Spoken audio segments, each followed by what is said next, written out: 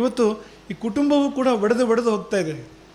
ಈ ದೇಶದ ವೈಶಿಷ್ಟ್ಯ ಕುಟುಂಬ ಜೀವನ ಪದ್ಧತಿ, ಇಲ್ಲಿಯ ವೈಶಿಷ್ಟ್ಯ. ವಿದೇಶಗಳಿಗೆ ಹೋದರೆ ಅಲ್ಲಿ ಕುಟುಂಬ ಎನ್ನುವುದಕ್ಕೆ ಯಾವ ಅರ್ಥವೂ ಕೂಡ ಇಲ್ಲ. 5ನೇ ಗಂಡನ 6ನೇ ಹೆಂಡತಿ ಅನ್ನುವಾಗ ಆ ಮಕ್ಕಳೆಲ್ಲ ಯಾರು ಏನೇನಾದರೂ ಯಾರಿಗೆ ಏನಾಗಬೇಕು ಅನ್ನೋದು ಯಾರಿಗೂ ಗೊತ್ತಿಲ್ಲ. ಪೂರ್ತಿ ಗೊಂದಲ ಅಂತ. ನೀವು ಮದುವೆ ಮೇಲೆ ಮದುವೆ ಅಂತ ಹೋಗುವಾಗ ಆ ಮಕ್ಕಳ ಕಥೆ ಏನು ಅಂತ ನೋಡ್ತೀರಾ ಅಂತ, ಅವರ ಪರಿಸ್ಥಿತಿ ಏನು ಅಂತ ನೋಡ್ತೀರಾ ಅಂತ, ಅವರ ಮನಸ್ಸು ಏನಾಗ್ತದೆ ಅಂತ. ಅವರು ತಾಯಿಯನ್ನು ಹೇಗೆ ತಾಯಿ ಅಂತ ನೋಡ್ತಾರೆ, ತಂದೆಯನ್ನು ಹೇಗೆ ತಂದೆ ಅಂತ ನೋಡ್ತಾರೆ. ಮಲತಂದೆ ಬಂದರೆ ಅವರ ಮನಸ್ಥಿತಿ ಏನಾಗ್ತದೆ ಅಂತ ಯೋಚನೆ ಮಾಡ್ತೇವೆ ನಾವು ಎಲ್ಲಿಯಾದರೂ ಅಂತ. ಕುಟುಂಬ ಜೀವನ ಛಿದ್ರ ಆಗೋದು ಎಲ್ಲಿ ಅಂದರೆ ಏಕನಿಷ್ಠೆ ತಪ್ಪುವಾಗ ಅಂತ. ಒಬ್ಬ ಪುರುಷನಿಗೆ ಒಬ್ಬಾಕೆ ಸ್ತ್ರೀ ಅಂತ. ಒಂದು ಸಾರಿ ವಿವಾಹ ಬಂಧನ ಆದರೆ ಮುಗೀತದ್ದು ಅಂತ, ಇಡೀ ಜೀವನಕ್ಕೆ ಇರುವಂಥದ್ದು ಅಂತ. ಈ ಪವಿತ್ರ ಬಂಧನ ಕುಟುಂಬ ಜೀವನ ಪದ್ಧತಿಯನ್ನು ಉಳಿಸುವಂಥದ್ದು ಅಂತ. ನೀವು ಇದನ್ನು ಬಿಟ್ಟು ಹೋದರೆ ಕುಟುಂಬ ಜೀವನ ಪದ್ಧತಿ ಹೋಗಿಬಿಡ್ತದೆ, ಆ ಪಾವಿತ್ರ್ಯವು ಕೂಡ ಹೋಗಿಬಿಡ್ತದೆ. ಕುಲ ಎನ್ನುವುದಕ್ಕೆ ಮತ್ತೆ ಯಾವ ಅರ್ಥವೂ ಕೂಡ ಇರೋದಿಲ್ಲ.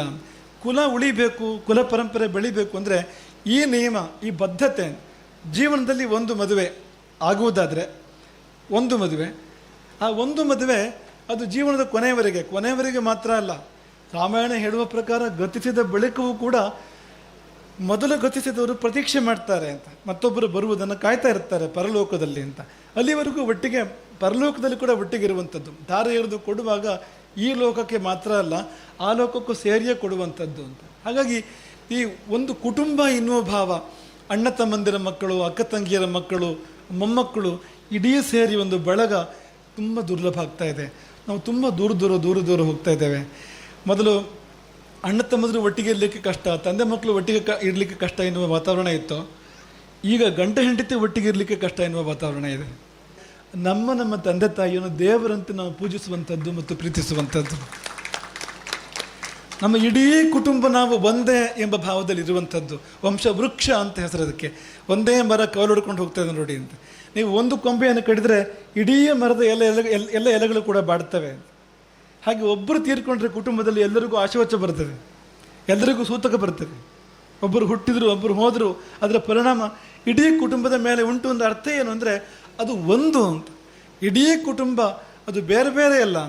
ಯಾರೇ ಪುಣ್ಯದ ಕೆಲಸ ಮಾಡಿದರೂ ಎಲ್ಲರಿಗೂ ಫಲ ಉಂಟು, ಯಾರೇ ಪಾಪ ಮಾಡಿದರೂ ಎಲ್ಲರಿಗೂ ಪಾಲುಂಟು. ನೀವು ಬೇಕಾದರೆ ಆಸ್ತಿಯನ್ನು ಪಾಲು ಮಾಡಿಕೊಳ್ಳಿ, ಆದರೆ ಮನಸ್ಸನ್ನು ಪಾಲು ಮಾಡ್ಕೊಳ್ಬೇಡಿ ಯಾವುದೇ ಕಾರಣಕ್ಕೂ. ನೀವು ಬೇರೆ ಬೇರೆ ಮನಸ್ಸಿಂದ ಆಗಬೇಡಿ, ಆಸ್ತಿಯಿಂದ ಆಗಿ ಯಾರು ಬೇಡ ಅಂದವರು. ಯಾಕೆಂದರೆ ಆಸ್ತಿ ದೊಡ್ಡದಲ್ಲ, ಬಾಂಧವ್ಯ ದೊಡ್ಡದು. ನಾವು ಯಾವಾಗಲೂ ನೆನಪು ಮಾಡ್ಕೊಳ್ತೇವೆ. ನೀವು ಬಾಂಧವ್ಯಕ್ಕಾಗಿ ಆಸ್ತಿಯನ್ನು ಕಳ್ಕೊಳ್ಳಬೇಕಾದ್ರೆ, ಆದರೆ ಆಸ್ತಿಗಾಗಿ ಬಾಂಧವ್ಯವನ್ನು ಕಳ್ಕೊಳ್ಬಾರ್ದು. ಯಾಕೆಂದರೆ ಬಾಂಧವ್ಯ ಅನ್ನೋದು ಜೀವ ಇರುವಂಥದ್ದು. ಅದು ಅಣ್ಣ ತಮ್ಮ ಅಕ್ಕ ತಂಗಿ ಅನ್ನುವಂಥದ್ದು ಜೀವಸನೆ, ಚೈತನ್ಯ ಅದು ಅಂತ. ಆಸ್ತಿಗೆ ಜೀವ ಇಲ್ಲ, ಆಸ್ತಿಗೆ ಜೀವ ಉಂಟಾ ಅಂತ. ಈ ಜೀವ ಇಲ್ಲದುದರ ಸಲುವಾಗಿ ಜೀವ ಇರುವಂಥದ್ದನ್ನು ಕಳ್ಕೊಳ್ತೇವಲ್ಲ, ನಾವು ಭಾವ ಇರುವಂಥದ್ದನ್ನು ಕಳ್ಕೊಳ್ತೇವಲ್ಲ. ಹಾಗಾಗಿ ರಾಮ ಭರತನಿಗೆ ರಾಜ್ಯವನ್ನು ಬಿಟ್ಟುಕೊಟ್ಟ. ಒಂದು ಅಕ್ಷರ ಬೇರೆ ಮಾತಾಡಲಿಲ್ಲ ರಾಮ. ಆಯಿತು, ಮತ್ತೇನು ಕೊಡಬೇಕು ಹೇಳಿ ಅಂತ. ಸಿಂಹಾಸನವನ್ನು, ರಾಜ್ಯವನ್ನು ತಮ್ಮನಿಗಾಗಿ ಬಿಟ್ಟುಕೊಡುವಾಗ ರಾಮ ಒಂದು ಕ್ಷಣ ಕೂಡ ಹಿಂದೆ ಮುಂದೆ ನೋಡಲಿಲ್ಲ. ಯಾಕೆಂದರೆ ಅಣ್ಣ ತಮ್ಮಂದಿರ ಬಾಂಧವ್ಯ ದೊಡ್ಡದು. ಹಾಗಾಗಿ ಕಗ್ಗದ ಕವಿ ಹೇಳಿದರು, ರಾಮನು ಭರತನು ತಬ್ಬಿಕೊಂಡತ್ತಂದು. ಚಿತ್ರಕೂಟದಲ್ಲಿ ರಾಮನು ಭರತನು ತಬ್ಬಿಕೊಂಡತ್ತಂದು ಪ್ರೇಮಾಶ್ರು ಉಕ್ಕಿ ನದಿಯಾಗಿ ಹರಿದಂತು. ಅವರ ಕಣ್ಣೀರು ನದಿಯಾಗಿ ಹರಿತಂತೆ ಅಂತ. ಸೀಮೆಯನ್ನು ಮುಟ್ಟಿತಲ ಬಾಂಧವ್ಯ ಸೌಂದರ್ಯ ಕ್ಷೇಮವುದು ಜೀವಕ್ಕೆ ಅಂತ.